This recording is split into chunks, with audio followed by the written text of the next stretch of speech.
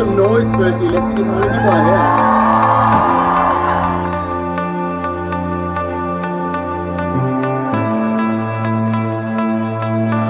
I think without him, none of this would be possible today. His name is Dex Kutsa, International Strategist for the Global March since its inception. Good morning, everybody. What a great turnout. This is one of 136 cities globally. How's that? First and biggest global movement ever for elephants, rhinos, lions.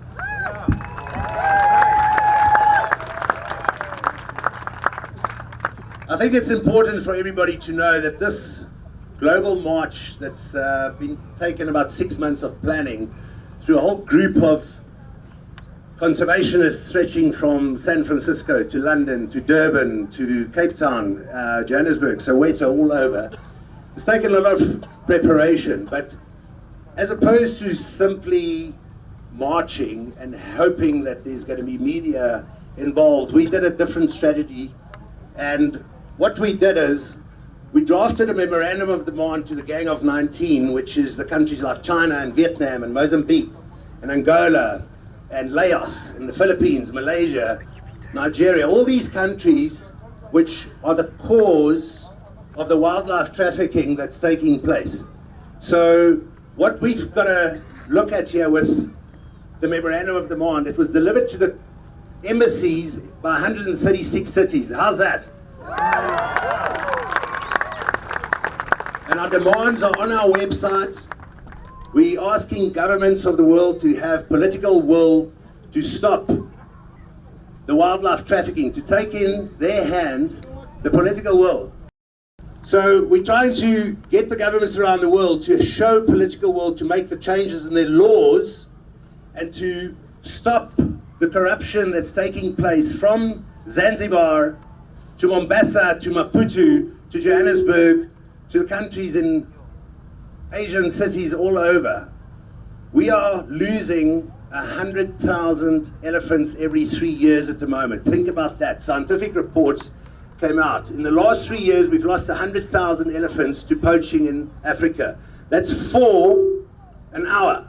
So since we've been here, 8 elephants have died. There's only 400,000 or less left in Africa. People don't realize that. There's about 26,000 rhinos left around the world, and we're losing 3 a day. And there's only about 22,000 lions left in the wild. And we are also here to campaign against canned lion hunting. So what needs to be done? The whole purpose globally is to put pressure on the governments, and we're not going to stop. We will march and we will walk and we'll do what needs to be done to stop the Asian countries and the corruption in Africa ripping out the heart of this continent. Every day we see about the rhinos being poached, and a lot of us here are getting conservation fatigue. You hear about it all the time. You hear about poachers who are caught and then they get, unfortunately, bailed.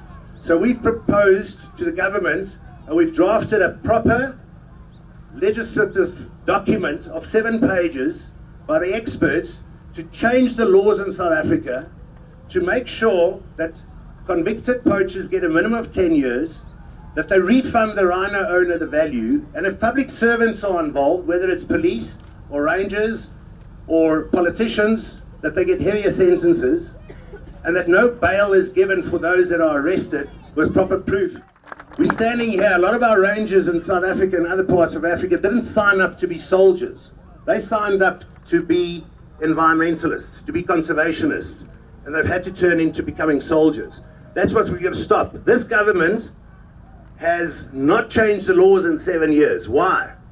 A week ago, Chumlong Lengtontai from Thailand, on his 3rd appeal, had his sentence from 40 years reduced to 13. And the judges gave him 6 months per rhino. Unless the laws change, the judges in the magistrates' courts and the Supreme Courts can't override decisions of the appellate division in Bloemfontein. That is our big problem. The laws have to change. The Department of Environmental Affairs, the President, the Vice President, the opposition parties, the Constitutional Court, the Minister of Justice, as well as the Chief Justice have all received our documents. They cannot deny. It's been delivered by 136 cities to every single South African embassy in those cities, as well as here. So the social media, I mean, the Global March for Elephants, Rhinos and Lions have come together through the strength of social media, and we've got to thank Facebook for that and Twitter. And we urge all of you to carry on with our social media strategy. That's the only way. The Arab Spring took place because of social media. And a turnaround for the African wildlife, the tigers in India, the pangolins in Central Africa can only take place with the support of you and your friends that are not here.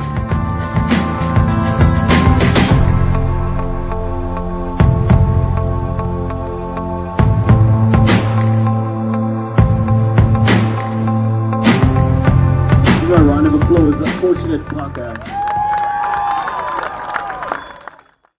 So what I want to do is thank everyone. Can everyone hear me okay? Okay, so I just want to thank everyone. Thank you for coming along and joining us. It is said that city people are self-centered and materialistic, only after money and the biggest cars, biggest houses. But I think this proves them wrong. We refuse to conform to their stereotypes. We are showing them that city people have heart.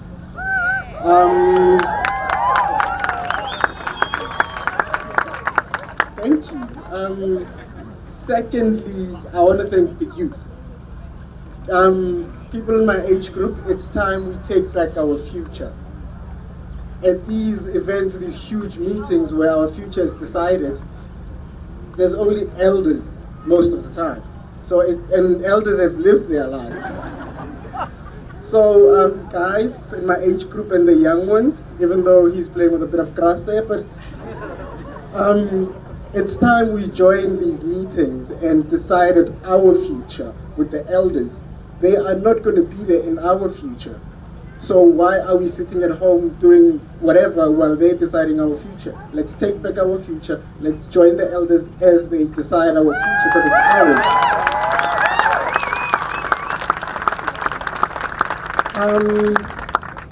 True, I see a lot of diversity, not just racially, but economically as well.